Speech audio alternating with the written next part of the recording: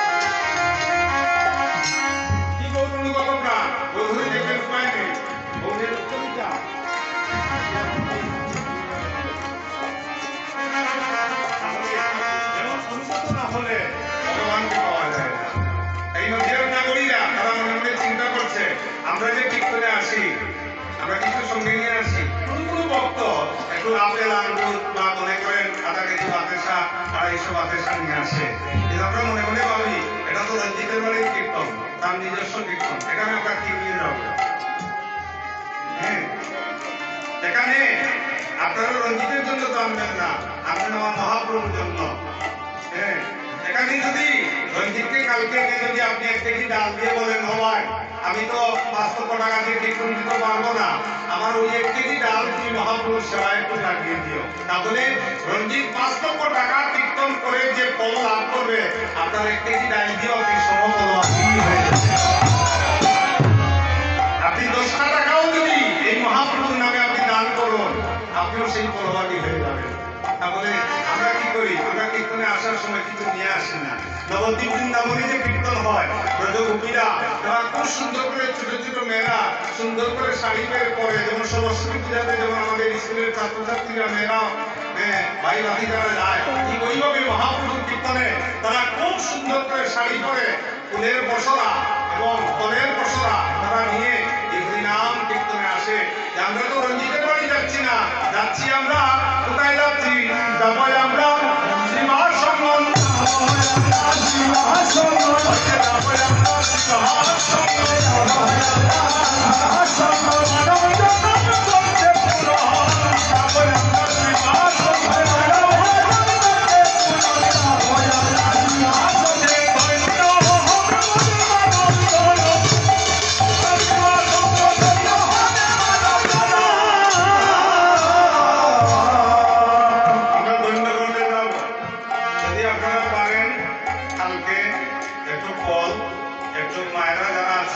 বাড়িতে যদি ফুলের বাগিচা থাকে মা, যে সুন্দর করে একটা ফুলের মালা কেটে আনবেন, এনে গুরুর গলে ভক্তের গলে পরিয়ে দিবেন।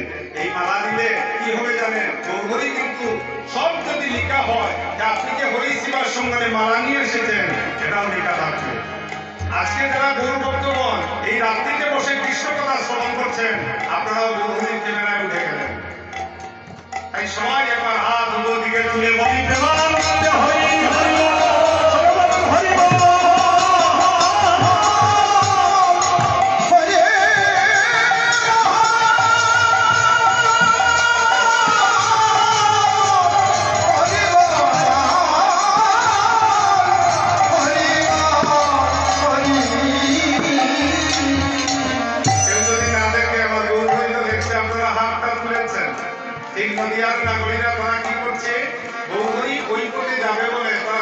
তারা কি করছে? কহদেবী গৌরাঙ্গের সঙ্গ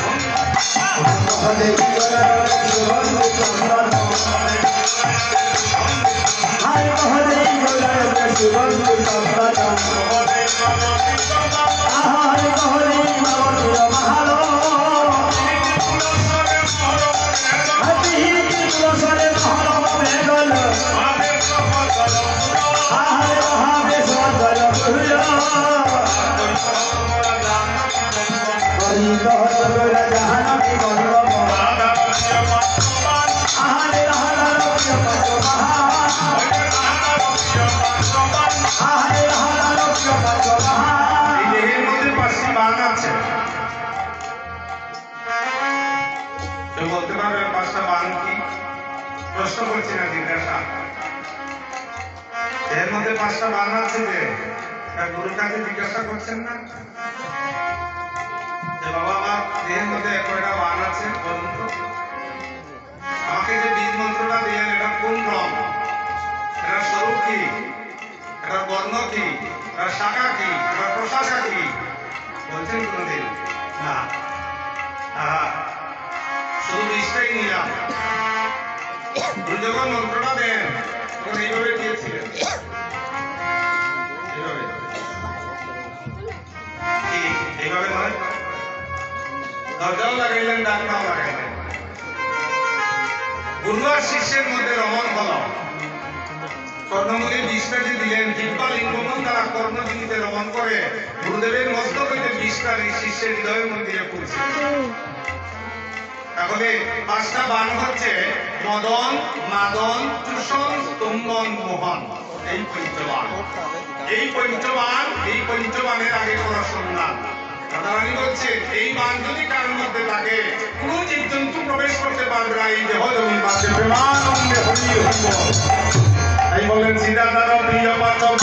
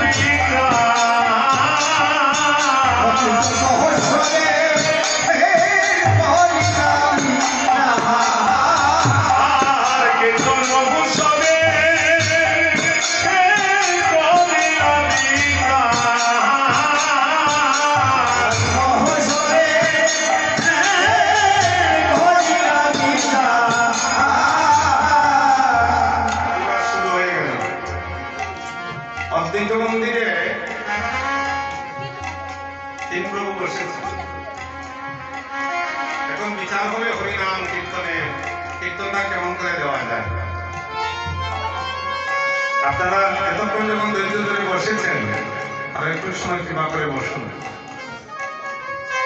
এটা অমূল্য কথা। তিন প্রভু যেই মাত্র একাশনে বসেছেন, তিন প্রভুর সেবা কার্যের জন্য অদ্বৈত বরণী রন্ধনশালে গিয়েছে। আর এই লম্বা করে একটা ঘুমটা দিয়েছে। আগেরকার ঠাকুমা দিদিমা দেখেছি ওইভাবে ঘুমটা দিতে। এখন যদি কেউ এইভাবে ঘুমটা দেয় তবে আদি মানুষ। কিন্তু ঘুমটাটা কেন দেওয়া হয়? আমি অধিবাসটা আজকে ওই নিজের বাড়িতে কারণ 6 মাস থেকে পর্যন্ত আশা করেছে। আমি চেষ্টা করছি আপনাদের কাছে তুলে ধরার, কতবার ভুল হতে পারে, কিন্তু যে পরিবেশের যে তাৎপর্য আসল বস্তুটা আপনাদের কাছে তুলে ধরেছি। এই লম্বা করে গুণটা দেন। আচ্ছা বলুন তো, মা এখানে কেউ আছেন আপনারা গুণটা শব্দের অর্থটা কি বলতে পারবেন? বলতে পারবেন গুণটা কেন দেওয়া হয়? পারবেন না? এটা আপনারা আমার মায়ের মতো, আমার প্রশ্ন নয় এটা। কেন পারবেন না?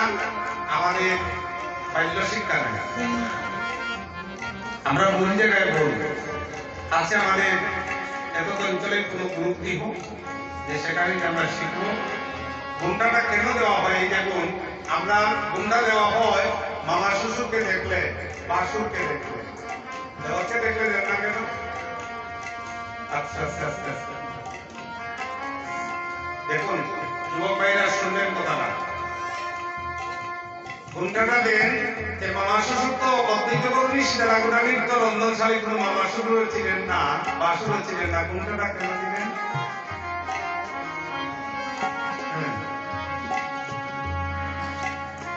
একটু অগ্রসর হয়ে গেছেন আপনি। সবসময় পতিব্রতা নারী, যেমন আজকে এখানে ছাদ না দিলেও তোমরা কীর্তন করতে পারতাম, যেহেতু কোনো বৃষ্টি নেই। ছাদটা দিয়েছি কেন? যে যদি কোনো জল তুফান বৃষ্টি আসে সব ছাদের উপরে চলে যাবে।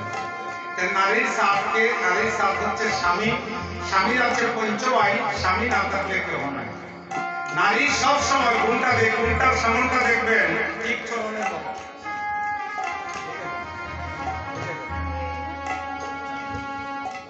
অর্থাৎ সব সময় পতিব্রতা নারী তার স্বামীর চরণ মস্তকে বসা।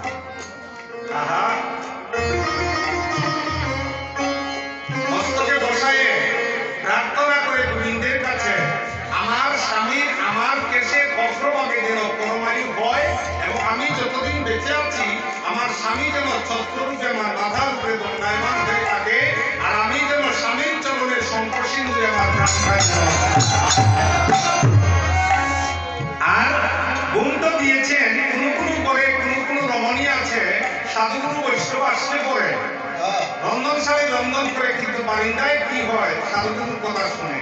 ঠিক গুণটাটা তো দিয়েছেন, আরেকটা কর্মবাহী করে দিয়েছেন।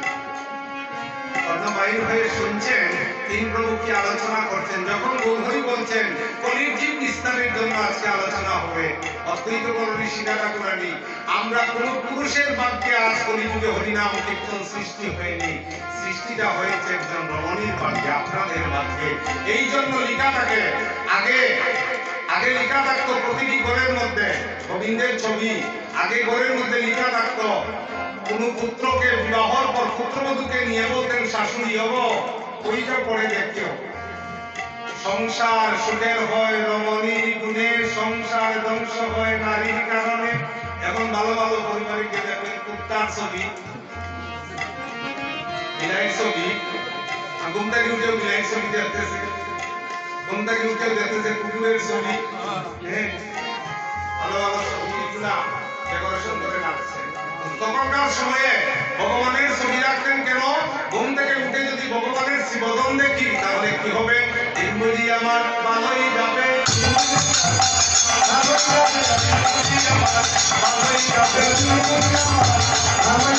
গোবিন্দ আমার ভালোই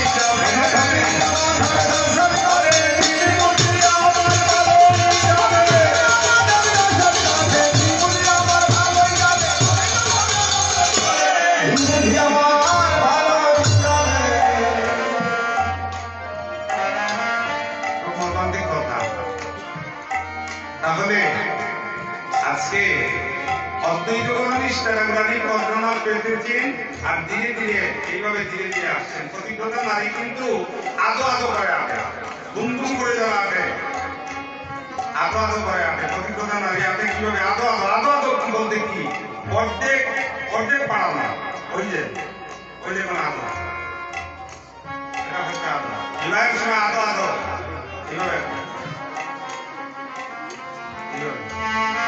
দেখবেন তারা ওইভাবে রাখে আদো আদো কেন আদো গোবিন্দে তারা দাও অতিক্রত নারী দেখবেন সিঁদুর যখন দেয় তাকে চিহ্নিত করতে পারবেন সিঁদুর একটা দিবে লোলাতে আর একটা দিবে কণ্ঠে কেন দুইজন পতির জন্য সিঁদুর দেয় একটা হচ্ছে লোলাটে দেহের পতির জন্য আর একটা দেয় কণ্ঠে প্রাণ পতির জন্য দুইজন পতি তাহলে আজকে আদো আদো করে অদ্বৈত গৌরী শিকারাগ্রাণী তিন প্রভুর পাশে এসে বলছেন প্রভু আমায় কিছু শোনাও না আমায় কিছু শোনাও না আমায় কিছু শোনাও না আমার কিসের কথা আলোচনা আমার শুনে গেছে আমরা কিসের করে আলোচনা আমায় কিসের কথা আলোচনা আমায় কিছু শোনাও না আমার বাসনা এই বাসনা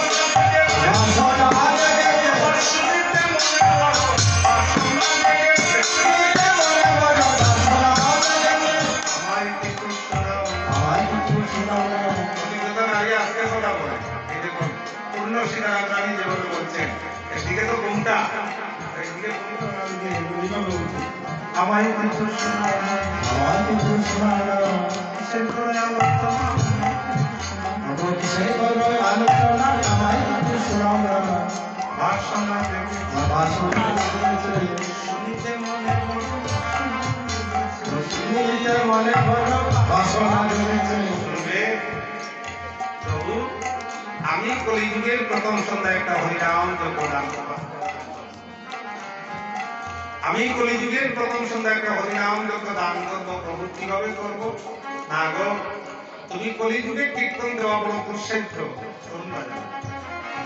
হ্যাঁ তুমি কলিযুগে কীর্তন দিবে কলিযুগে কীর্তন যাত্রার ভাগ্যে হবে না পারবে এই দেখুন অধিবাসের মূল কথাটা তুমি পারবে যে বাড়িতে তোমার সঙ্গে ঝগড়া আছে যার সঙ্গে ঝগড়া আছে তার বাড়িতে গিয়ে যদি তুমি তার পায়ে ধরে যদি আমন্ত্রণ করতে পারো তারপরে তুমি হরিনাম যজ্ঞ দান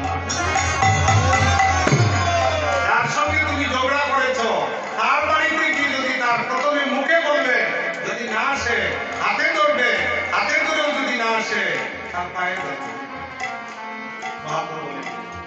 কেন তুমি পাশের বাড়ির একজনকে যদি ভালো না বাসো তাহলে তুমি মহাপ্রভুকে ভালোবাসো কেমন করে যেমন মুসলমান যারা হজে যায় তারা দেখবেন এই গ্রামের মধ্যে আত্মীয় স্বজনের মধ্যে কারো প্রতি যদি দুঃখ থাকে তার বাড়িতে গিয়ে তার কাছ থেকে মাপ চেয়ে নিয়ে তার মনটাকে সুন্দর করে তারা হজে যায় ঠিক হরিনাম কীর্তন দিতে হলেও এইভাবে গ্রাম গঞ্জে আত্মীয় স্বজন কারো প্রতি যদি কোনো দুঃখ থাকে তুমি তাকে গিয়ে তার পায়ে ধরে আগে সেই ঝগড়া মীমাংসা করো তাহলে তুমি চৈতন্য মহাপ্রভু